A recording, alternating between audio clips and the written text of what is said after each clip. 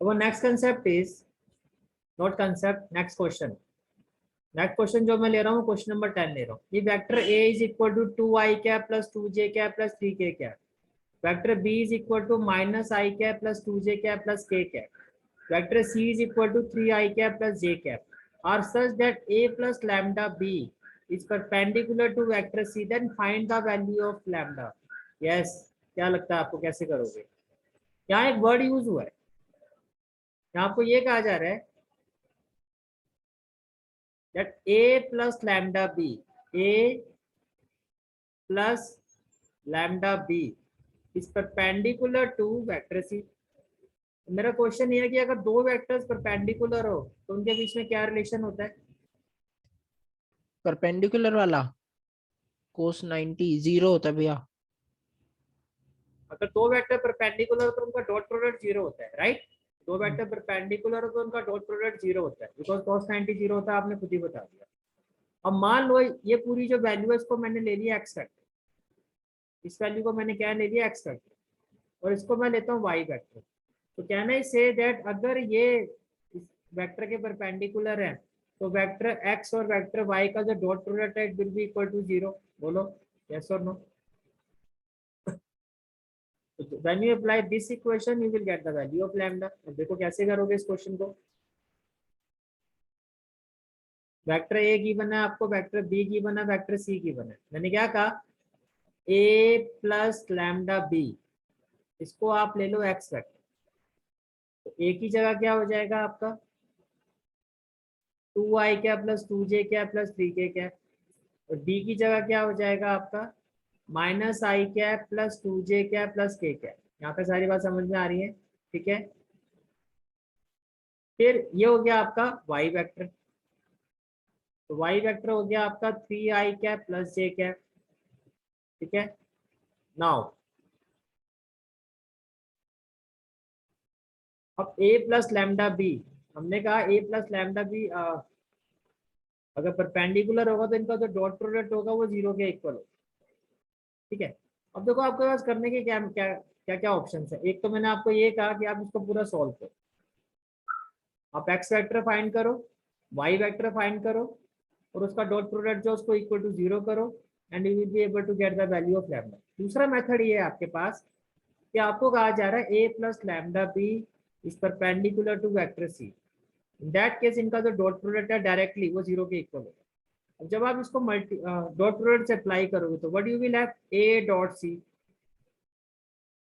Plus lambda B dot C, that's what we have. ठीक है। A dot सी, जब आप ए डॉट सी करोगे ए डॉट सी, तो देखो 2i कैप और 3i cap it will be what 2 3 जा 6, बिकॉज i डॉट आई मैंने कहा था 1 होता है। 2j cap plus j cap ये हो गया +1, और यहाँ पे कुछ है नहीं तो ये हो जाएगा 0k कैप, तो 3 को 0 के साथ करोगे 0, तो a डॉट सी तो 6 + 1 7 हो गया। Is it clear? a और डॉट सी 2 के साथ 3 हो गया 6, बिकॉज i डॉट आई 1 हो गया। j के साथ j 2 × 1 हो गया 2, ओह 2 आएगा। ठीक है, 2 1 = 2, और 3 के साथ 0 0, तो बेसिकली आपका जो a डॉट सी है आपका it will be equal to 8। यहाँ तक कोई doubt? It will be equal to 8। तो आपने ये हो गया 6 + 2 8, a डॉट सी आपका आ गया 8। ठीक है। लैम्डा b डॉट सी, ऐसे b डॉट सी निकाल लो, b dot C, b dot C में देखो -1 × 3 -3, राइट, एंड 2 1 = 2, -3 + 2, -3 + 2 कितना हो गया आपका -1, तो b डॉट सी आपका हो गया -1। Any question? ये भी क्लियर है? ठीक है। तो a dot C 6 + 2 that is 8 plus lambda b dot C -3 + 2 that is -1, तो -1 × lambda that is minus lambda, so 8 minus lambda equal to 0, so minus lambda is equal to -8, can I say that lambda is equal to 8? बोलो clear है? This is the answer of this question. Is it clear? ठीक है। Let's move to the next question. Next question is question number 11, and the question is show that magnitude of A vector B plus magnitude of vector B into vector A is perpendicular to, अब यही same value है, यहाँ minus है, ठीक है, for any two non zero vectors A and B। अब देखो अगर इस क्वेश्चन को मैं किसी क्वेश्चन से रिलेट करूं तो आप क्वेश्चन नंबर 7 को देखो जरा। क्वेश्चन नंबर 7, यहाँ पर क्या था आपका 3A minus 5B 2A plus 7B। अब 3 क्या है यहाँ पर, एक पर्टिकुलर मैग्नीट्यूड है, एम आई राइट, और A एक वेक्टर है। 5B में क्या है, 5 एक मैग्नीट्यूड है और B एक वेक्टर है। तो ये भी तो सेम वही चीज है। अब यहाँ पर देखो आप,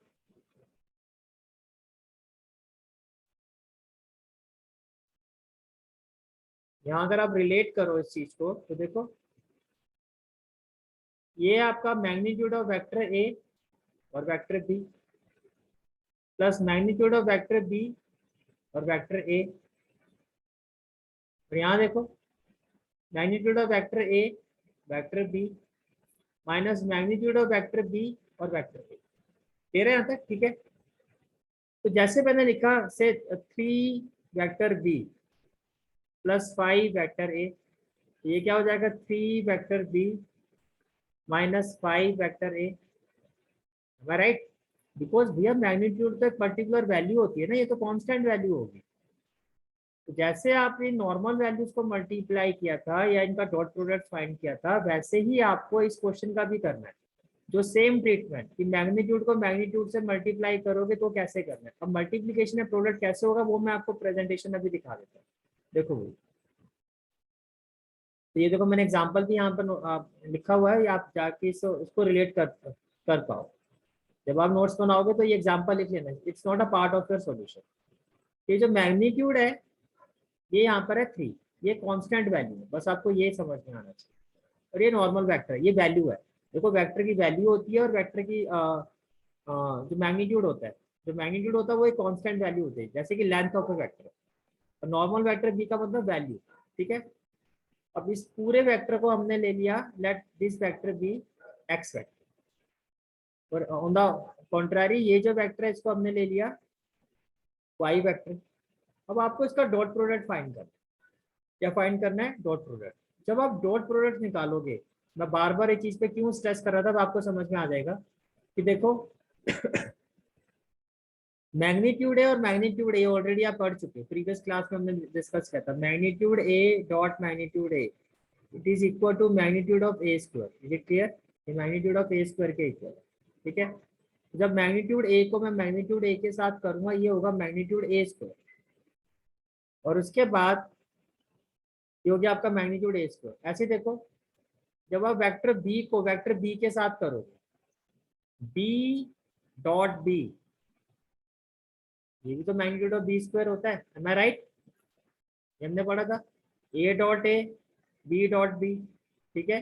जब हम दो वेक्टर्स का डॉट प्रोडक्ट करते हैं तो आपको एक कांस्टेंट वैल्यू मिलती है, लाइक आपने किया ए प्लस 3j कैप, और इसका ये एक वेक्टर बी है, इसको मैं इसी के साथ करता हूँ I cap plus 3j cap, what I will get I dot I, that is 1, 3 3 जा 9, तो ये 10, तो ये कांस्टेंट वैल्यू आ गई ना, that is magnitude value.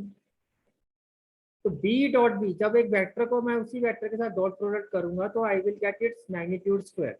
That is why B vector को अगर बी वेक्टर के साथ करते हो it will be magnitude of B square. ये भी क्लियर हो गया आपको, ठीक है। ओके, नाउ प्लस माइनस ये होगी वैल्यू आपकी, ठीक है। इसके बाद प्लस माइनस माइनस, ये आ गया minus.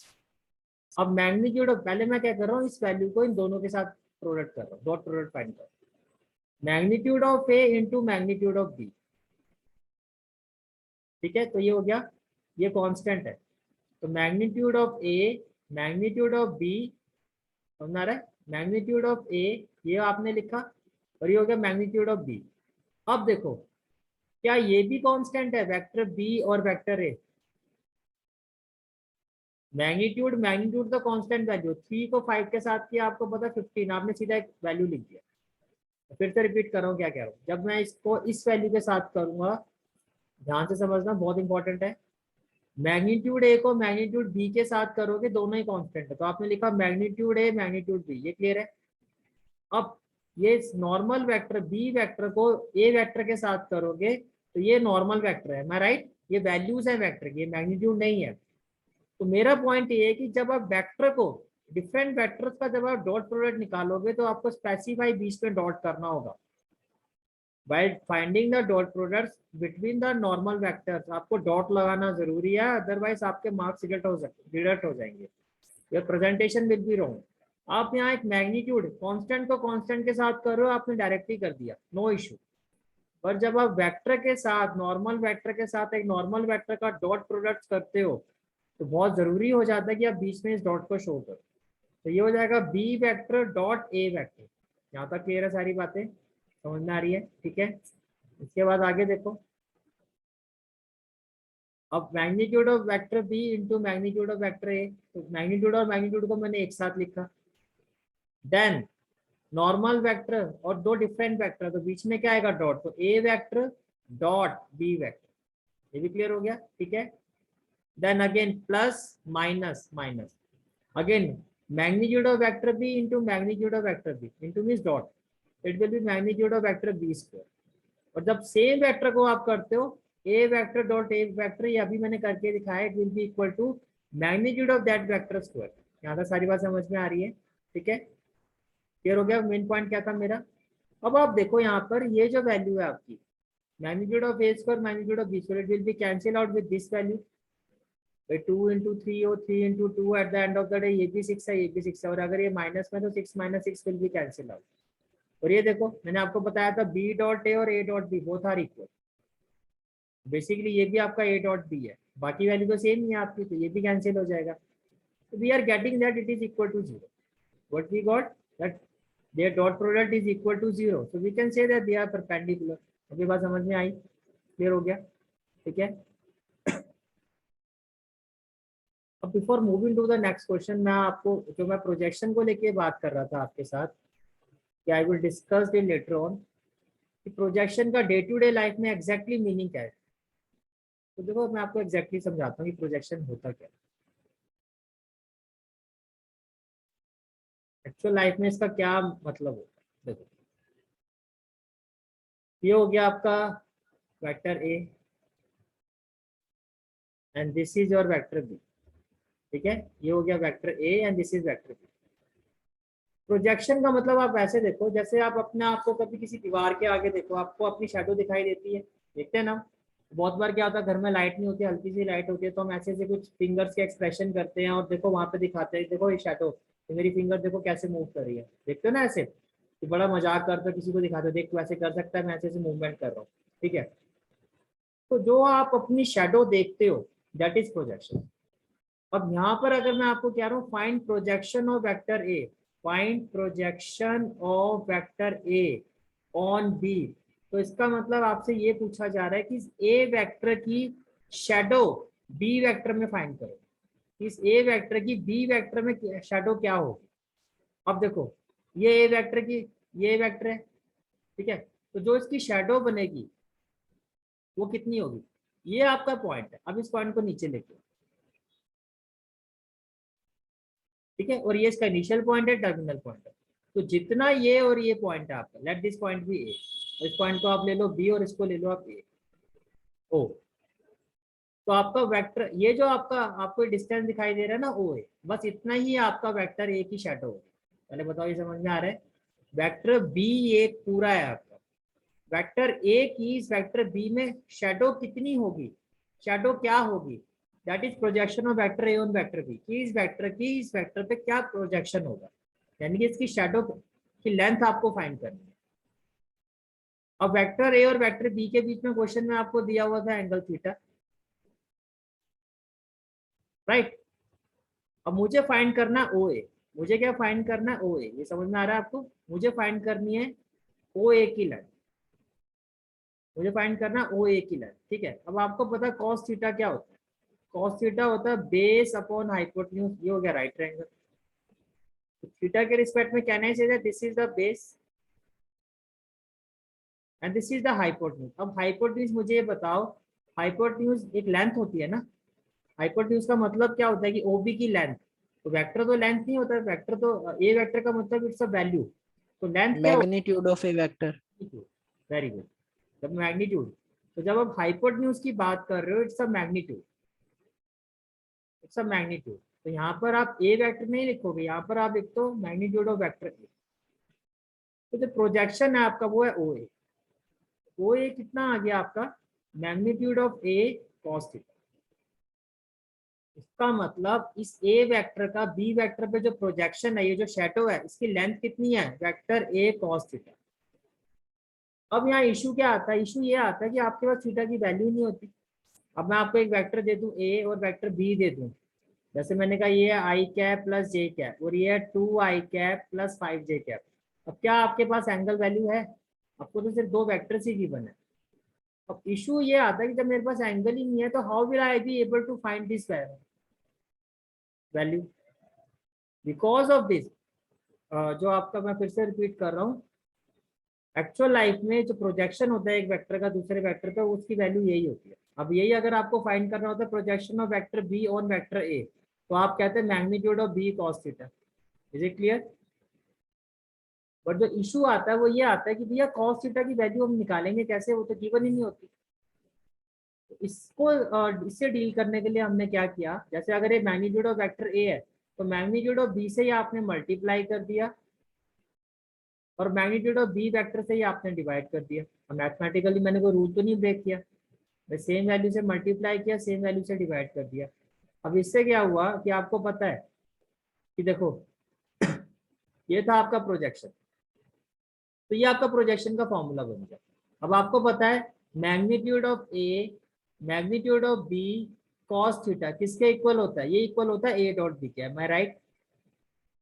Magnitude of A magnitude of B cos theta किसके इक्वल होता है, ये इक्वल होता है ए डॉट बी के। तो जो आपका प्रोजेक्शन ऑफ ए वेक्टर है, जो आपका प्रोजेक्शन ऑफ वेक्टर ए है on vector B, it is actually equal to A dot B upon magnitude of B. अब देखो आप इस क्वेश्चन में अगर आप देखो तो आप ए डॉट बी फाइंड कर सकते हो, राइट? तो बी वेक्टर से आप उसका मैग्नीट्यूड फाइंड कर सकते हो, ये आपका आंसर आ जाएगा। तो यही अगर आपका क्वेश्चन होता कि projection of vector B on vector A, तो यही आपका न्यूमरेटर तो ए डॉट बी रहता है आपका, ऑन ए है तो ये हो जाता है मैग्नीट्यूड ऑफ वेक्टर ए। तो ये आपका एक्चुअल में प्रोजेक्शन होता है। अब यहाँ तक कोई डाउट है तो मुझे बताओ। This is the actual meaning of projection. ठीक है, भैया ए डॉट बी के लिए मल्टीप्लाई करते हैं ना कंपोनेंट्स को। ए डॉट बी में ही आई डॉट आई आपका 1 होता है, जे डॉट जे आपका 1 होता है, जो आपकी पूरी एक्सरसाइज चल रही है, दैट इज डॉट प्रोडक्ट। ठीक है, एनी अदर क्वेश्चन? क्लियर है भाई सबको? ठीक है,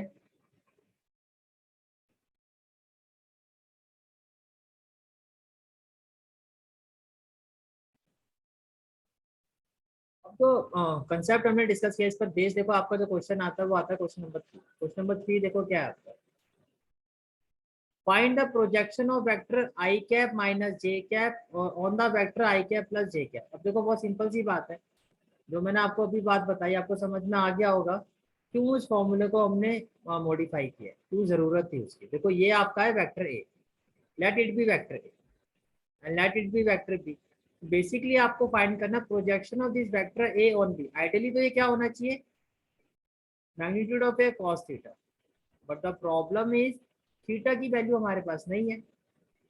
That is why we treat this formula, or we can say that now projection of vector A on B is equal to A dot B upon on B है ना, upon magnitude of B. Is it clear?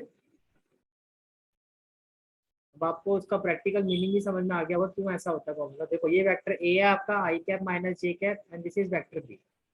We have to find projection of vector A on vector B. It will be A dot B upon magnitude of B. A dot B देखो I cap dot I cap क्या होगा 1 minus J cap dot J cap, ये हो गया -1। It is equal to 0। तो जब यही 0 हो गया मीन्स यही वैल्यू 0 होगी, 0 अपॉन एनीथिंग, तो ये क्या हो गया आपका 0। That's it. 0 बाय 0 किसी से भी डिवाइड करो 0 ही आ गया। तो ये आपका क्वेश्चन। उसके बाद नेक्स्ट क्वेश्चन है हमारा, that is question number 4। Question number 4 is find the projection of vector this on this vector. ये अब आप लोग ट्राई करो and let me know your answer, that this be vector A and this be vector B. ठीक है,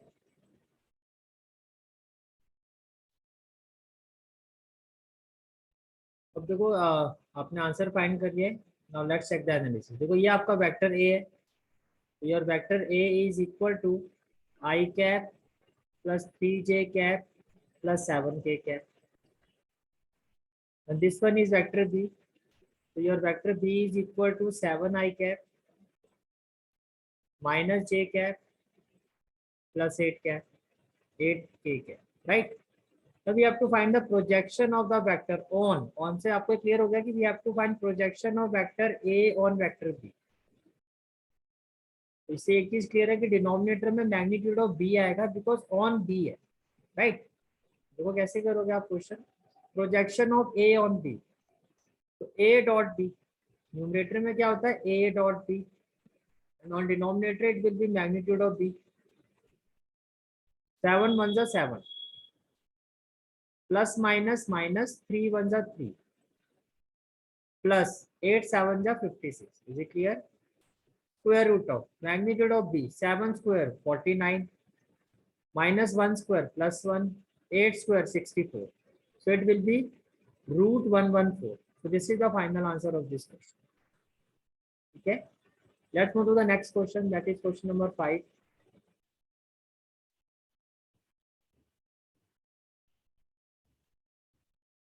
so that each of the given three vectors is a unit vector। तो ये देखो आपको डिफरेंट वेक्टर्स गिवन है, ये आपका हो गया vector A. Vector A is what 1/7 2i cap plus 3j cap plus 6k cap। then vector b is equal to 1/7 within bracket 3i cap minus 6j cap plus 2k cap। then vector c is equal to 1/7 6i cap plus 2j cap minus 3k cap। basically there are two questions। first we have to prove that each of these vector is a unit vector। पहले मुझे बताओ ये कैसे prove करोगे आप? तो unit vector होता है तो उसका क्या आपको बताया था मैंने, particular vector is unit vector, तो उसका मैग्नीट्यूड की वैल्यू क्या होती है? Unit, yes, it's 1। what we will do, we will find the magnitude of vector a, magnitude of vector b and magnitude of vector c। if these vectors are unit vector, each of these vectors should be equal to 1। ये first question है, first part clear हो गया कैसे करना है इसको। फिर आपको कहा जा रहा है क्वेश्चन में show that they are mutually perpendicular to each other. आपको शो करना है कि ये एक दूसरे के म्यूचुअली परपेंडिकुलर है। अब दो वेक्टर्स अगर म्यूचुअली परपेंडिकुलर होते हैं तो उनके बीच में क्या रिलेशन होता है बताओ? या जीरो। वेक्टर ए और वेक्टर बी डॉट वाला जीरो होता है। ए डॉट बी, दो वेक्टर्स का जो डॉट प्रोडक्ट होता है, जो डॉट प्रोडक्ट होता है इट इज इक्वल टू 0।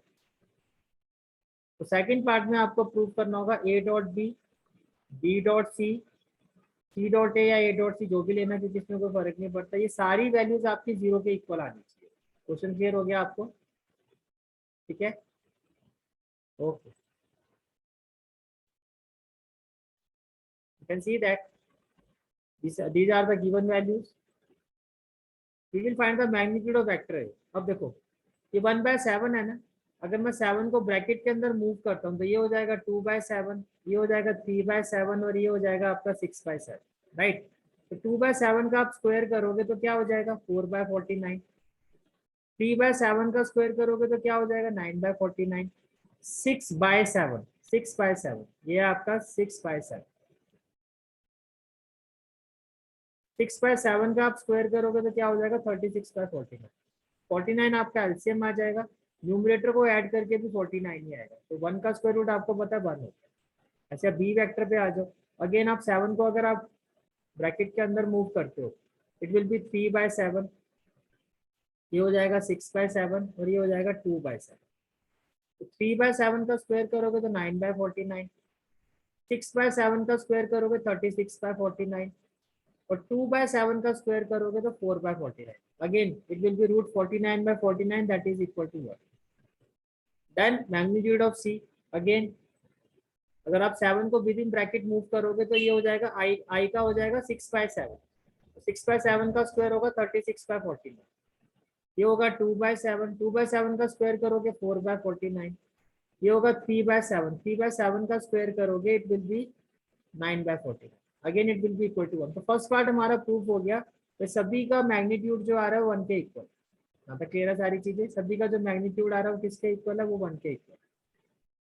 अब बात आती है are they mutually perpendicular to each other, now we need to prove this that their dot product should be equal to 0, A dot B.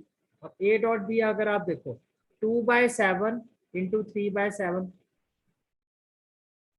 2/7 ये आपका आई कैप है और यहाँ पे बी का आई कैप देखो 3/7, समझ में आ रही है मेरी बात।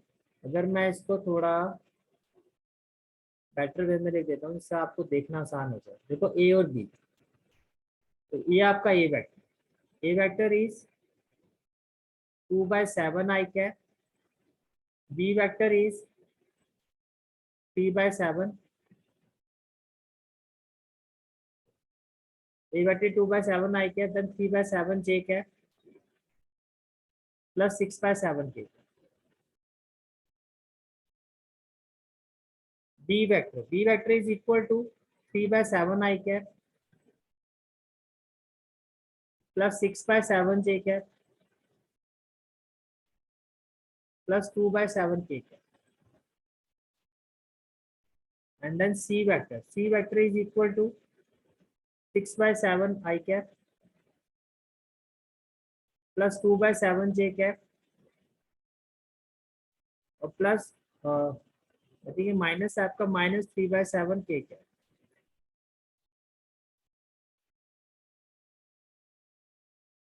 Minus 3/7 K cap। देखो आप जब आप सॉल्व करोगे A dot B 2/7 into 3/7 6/49, right, 3/7 into 6/7 6 3 जा 18, 18/49, और ये हो जाएगा आपका 12/49 इक्वल टू 0। ठीक है, इट मीन्स यहाँ पर आपका कोई ना कोई वैल्यू आपकी माइनस है, ऐसे -6 था तो ये -6/7 है। ठीक है, ये आपका क्या होगा माइनस। अच्छा ऐसे बी डॉट सी करोगे आप तो ये हो जाएगा आपका 18/49 प्लस माइनस क्या हो जाएगा 12/49 प्लस माइनस ये भी 6/49, तो 12 और 6 कितना होता है 18, ये भी 0 आ जाएगा आपका। मुझे क्लियर। ठीक है, और ऐसे जब आप सी डॉट ए करोगे ए डॉट सी, देखो ये भी आपका इसी तरह से होगा ए डॉट सी, ये हो जाएगा 12/49 प्लस 3 2 जा 6/49 और 6 3 जा प्लस माइनस 18/49, 12 प्लस 6 18, ये भी 0, hence they are mutually perpendicular. ये आपका क्वेश्चन। तो डाउट क्लियर हो गया अच्छे से? क्लियर है भैया। ओके।